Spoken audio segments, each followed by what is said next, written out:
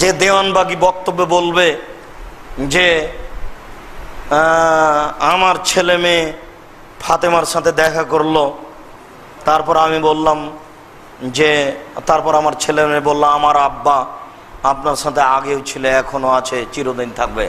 ফাতেমা হলো দেওয়ানবাগীর বউ। মানুষই নয়, একবারে এবাদত বান্দিকে তো দূরে থাক, সেটা একবার মানুষই নয়।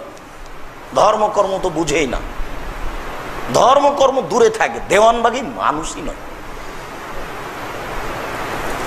যারা পীর পূজা করে, যারা এসবগুলো করে, তারা মানুষ থেকে দূরে চলে গেছে। তারা কথা বলতে পারে যে ফাতেমা আমার বউ, এটা হয়।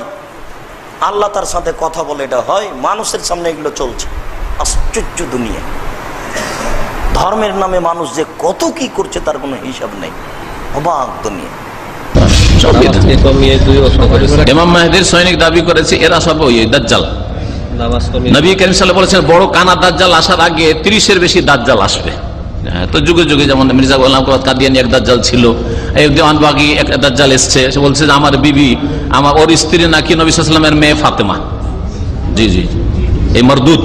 আল্লাহ পাক রব্বুল আলামিন তাকে দুনিয়াতে লাঞ্ছিত করুক না। আল্লাহ পাক রব্বুল আলামিন দুনিয়াতে জাতিকে দেখিয়ে দিক যে এরা তাগুত ফিরাউন সমাজের। আর এক দাজ্জাল বসে আছে, যে দাজ্জাল দাবি করেছে রাসূলের মেয়ে ফাতেমার সঙ্গে নাকি ওই দাজ্জালের বিয়ে হয়েছে। নাউজুবিল্লাহ।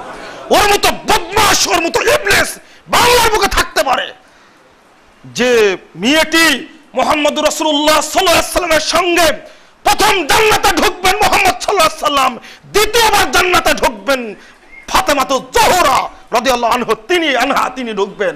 তার মতো রাসূল সাল্লাল্লাহু আলাইহি ওয়াসাল্লামের মিয়ার প্রতি এরকম মিথ্যা অপবাদ দেয়, এরপরেও বাংলাদেশে থাকতে পারে, বাংলাদেশ তাদের ভাত হয়।